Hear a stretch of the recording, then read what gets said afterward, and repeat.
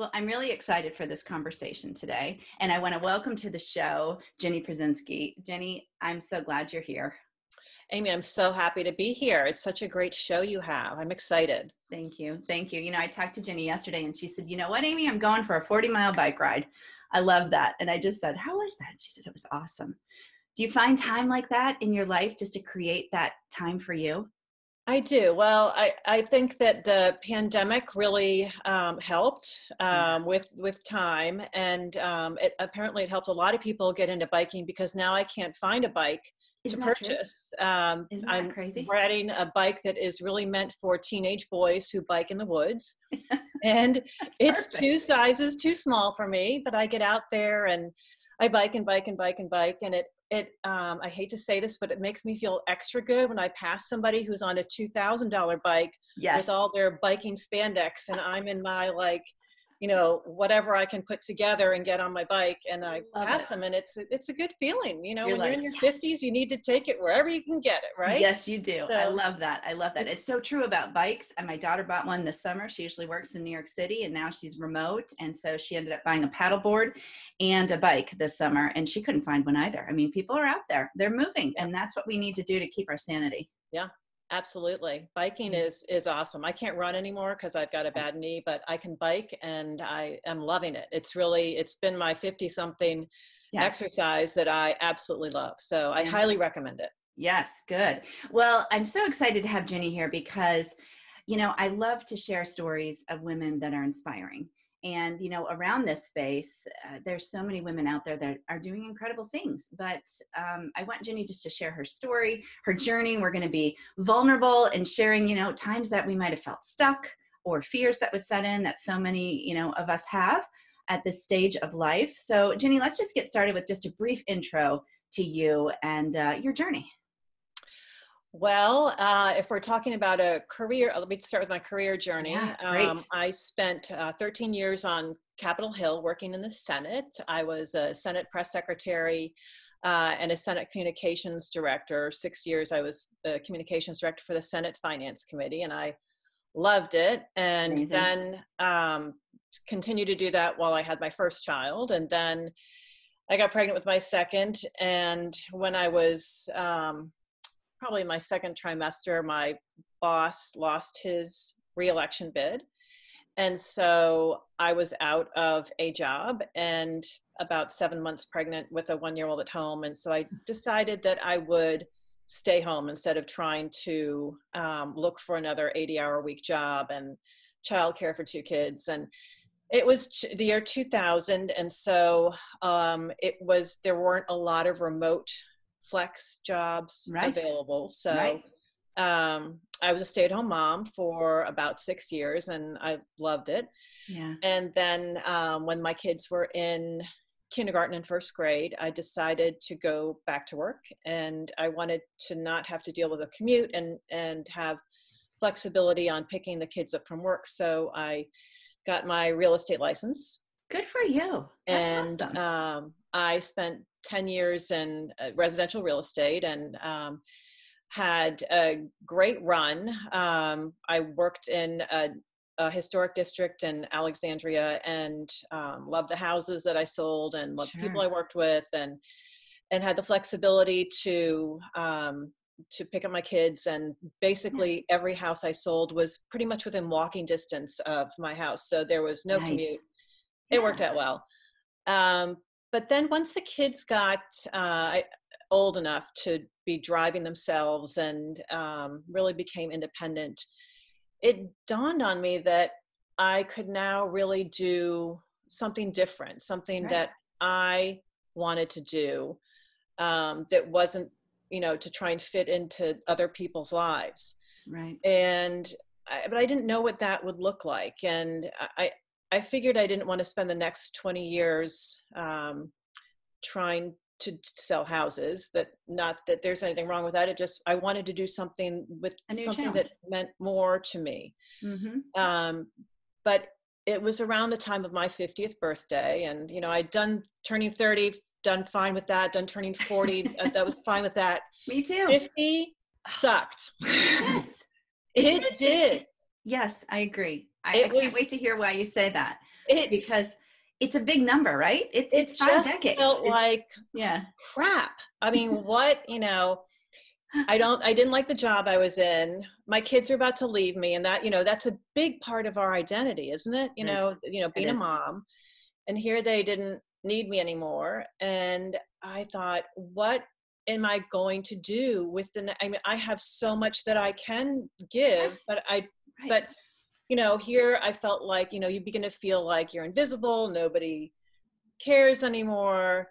And it's really hard. So I kind of went into a little bit of a crisis. And when you're in my family, Yeah. at least with my in-laws and everything, that crisis is kind of magnified because, my sister-in-law is a superstar, and Yes. my father-in-law was national security advisor, and my mother-in-law was a great sculptor. So the pressure is on. I mean, when you're the only person at the Thanksgiving table who doesn't have giant news to report about yourself, you feel a little bit diminished. Yeah. But I was one morning as I was saying goodbye to my kids, and it was like a dark winter morning, and I think that there had just been a life-changing election recently, so I was extra kind of down. Right. My sister-in-law, Mika Brzezinski, has this movement called Know Your Value. And She's so fabulous.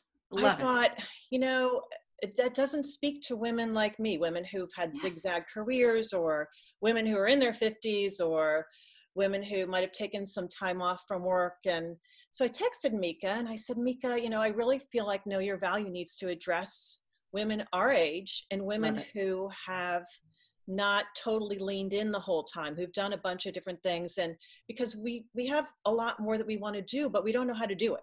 Yeah. And so she said, let's write a book.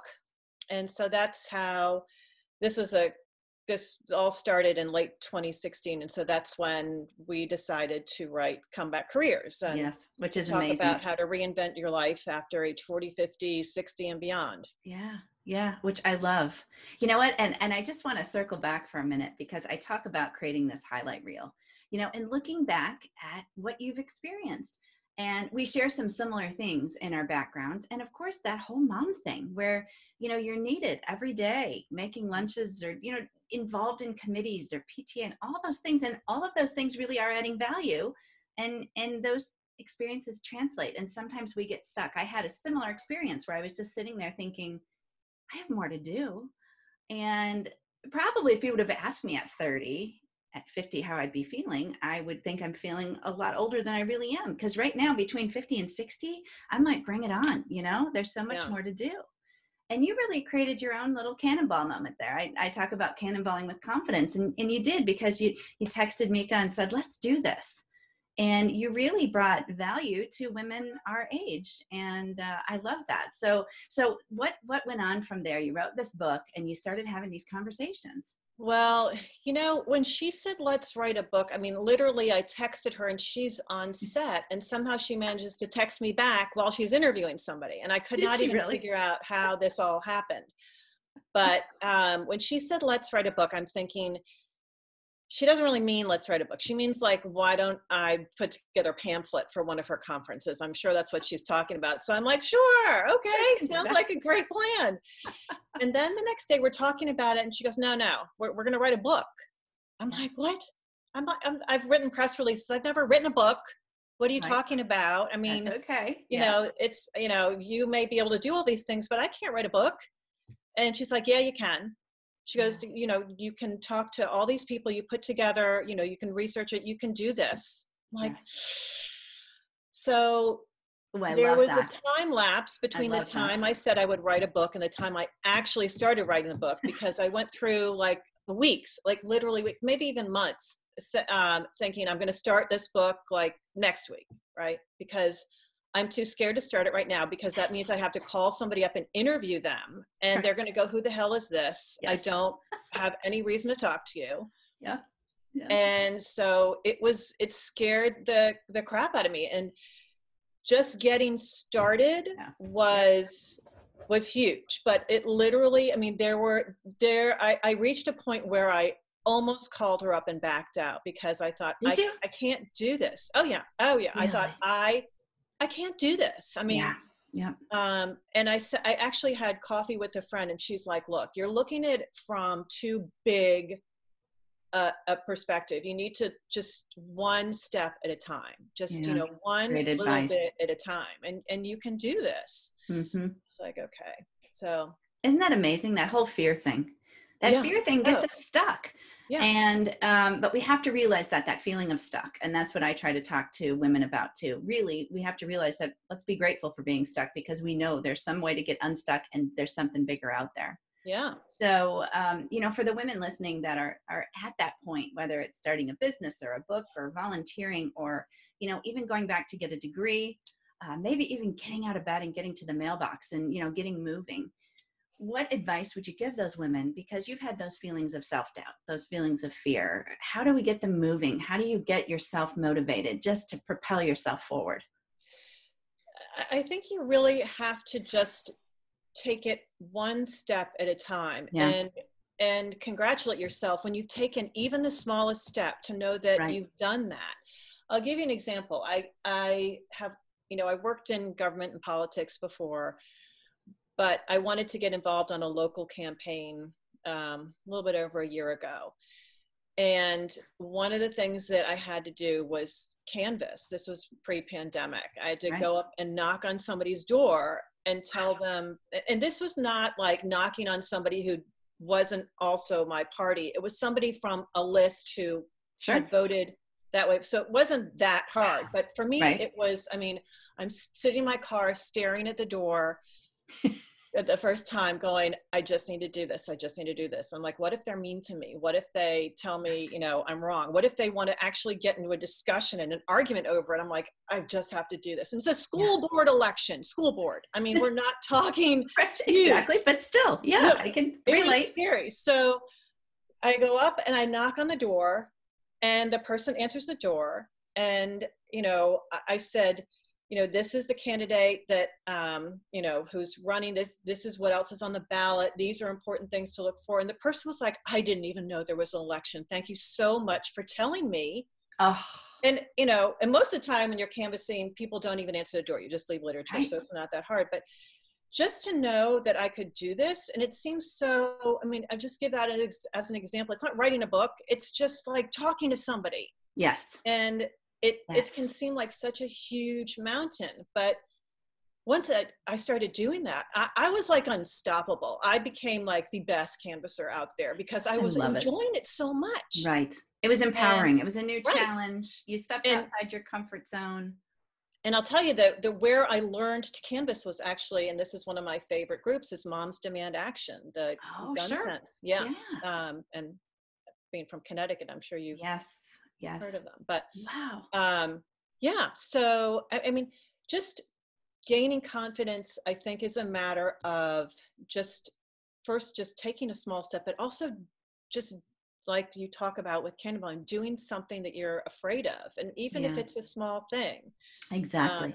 And, the other thing that I'll say, and what's given me confidence lately is, and we were talking about this earlier, is just exercise. I've always been like, I always get on the elliptical and do that, but it was getting so boring. So as you were talking earlier, I took up biking this summer, and it has given me so much confidence to know that I'm 56, I'm out there, I'm going to ride 40 miles and I'm going to blow past these guys who are on $2,000 bikes with all of their guy spandex. Right. And I'm on my like leftover little bike that's too small for me. And I'm doing it. Yes. And that's another way to build confidence. Once you do something and you feel like you can do things, it kind of spills over into everywhere else. It does. It does. That's so true. You also talked about the fact that Mika said, all right, write a book. All right. Mm-hmm. And you said, okay, finally you agreed. And then you waited a little bit. And I think that's another thing we do as women, because it's part of Just Start, but it's also that mindset of it has to be perfect. Everybody's going to see this. If I make a mistake, we judge, we're just our worst critic, right? Yeah. Oh yeah. Oh, I was, I'll tell you, one of the people that I had to call from the very beginning, because it was about returning to work after a career break and that type of thing, was Fishman Cohen, who started I Relaunch, right? Yeah, yeah. And I had read her book 10 years ago, back in the career track when she first came out with it. And I thought, well, my book's going to be about kind of the same topic. And I really want to work with Carol a little bit on this and interview her for the book. And it took me days to work up the courage to call her. And really? I thought for sure that, when I called her, that there would be like some long, some reception person who would answer, and I just leave a message. And so this was back when my kids were in high school. So I'm in, the pickup line, and I finally am like, I've got to do this now. So I pick up the phone, I call, and literally am practically shaking. And she picks up her own phone. I'm like, oh my God, Carol Cohen picks up her own phone. Oh my God.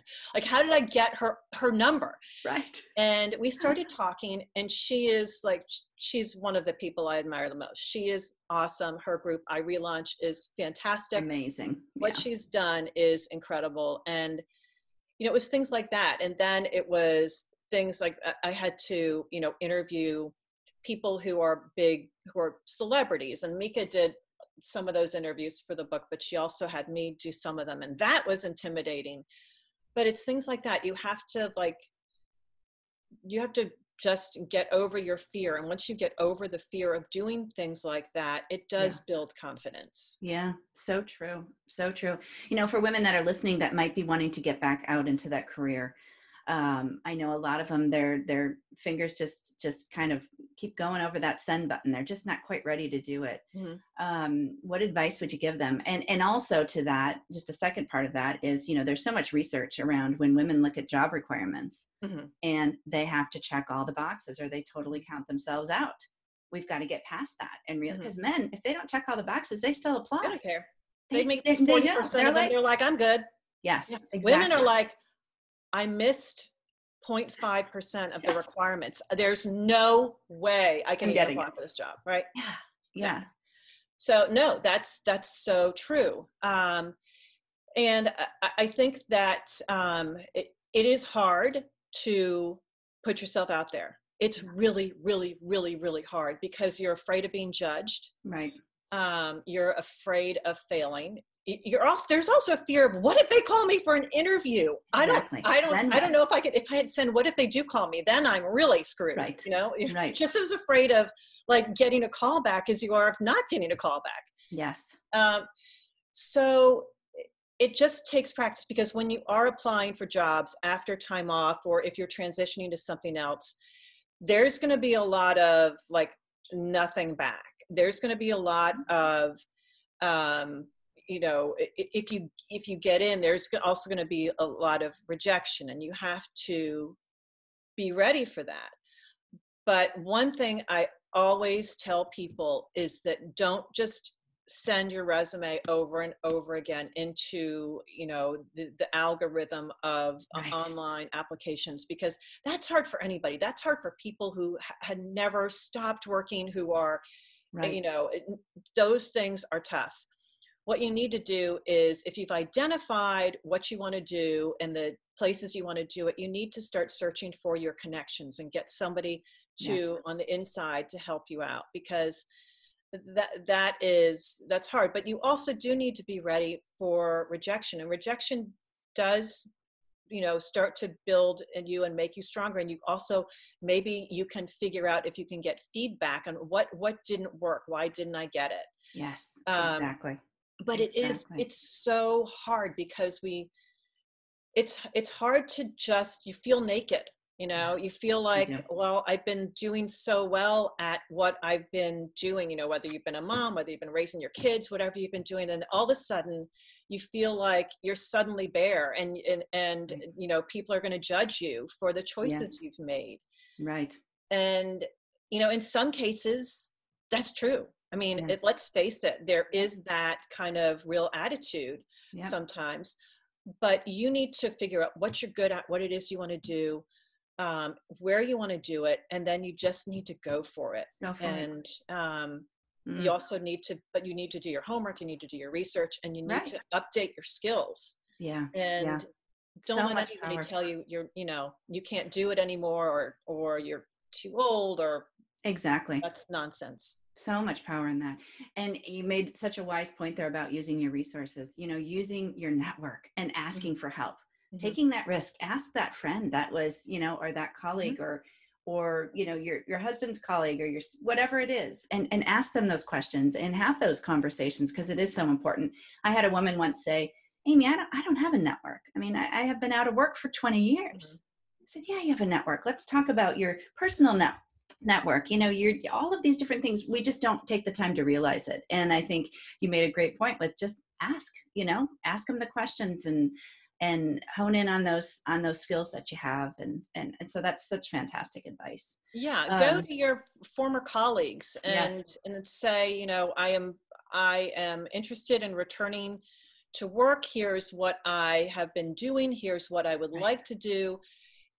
If make sure it's something that can be forwarded, and see, hopefully they can forward it to somebody. Right. And Right. mention places you're interested in working or types of work you want to do, and that might trigger something for them, and they'll be like, Yes. oh, I know, Jennifer Smith in at Yeah. X company, and let me forward your resume there. Exactly. The power in networking. Yeah. Absolutely. Mm-hmm. So, we talk a little bit about friends and kind of mentors in your life. And certainly Mika sounds like she's been a big mentor and a big supporter Mm-hmm. of you along the journey. Do you have other women that you really admire or have been a part of your life, or friends that have really supported you, been your anchor? Well, I'll tell you, like I mentioned earlier, Fishman Cohen has Yeah. been fabulous, and she is definitely a mentor for me and been so supportive with everything. And Mika, absolutely. Yeah. Mika's not afraid of anything, Yeah. and Right. so you learn that she just says, just do it. Just stop Right. equivocating and stop worrying, and just get out there and do it.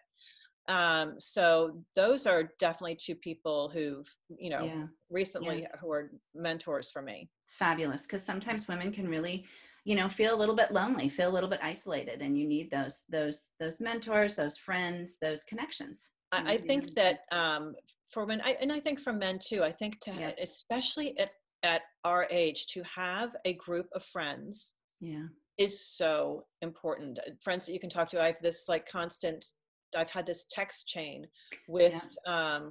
with a group of friends for years and years now. And we just are all each other's biggest supporters. We send the stupid GIFs or GIFs or however you pronounce that. Bitmojis. Oh, when that came Yes. out. Yes. And Me too. right. So, Yes. that is really important. And those are the people you can also go to and say, you can reveal yourself. You can be, Yes. but you can really tell them what your fears and vulnerabilities are. I'm thinking about doing this. What do you think? Or, Right. I am just devastated because here I've just, I'm empty nest now, and I don't know what I'm going to do with the next Yeah. decade. Yeah. What do you guys think I should do? I mean, you need that. You need that. Right. Everyone needs that. And I think it's so great for our young adult kids to see. I know I have, young adults that two boys and a girl, and they kind of look at what I'm doing now, and they view me through a different lens. And I think that's so important too. Mm-hmm. They see the power of friends in my life, and how important it is to establish those friendships and have that support group. So, and also, like you said, those friends are the people that really know you from a value perspective. Mm-hmm. And I think a lot of times that slips. We don't know where we add value. And so I always challenge, my friends. I ask them those tough questions like, why did you choose me as your friend?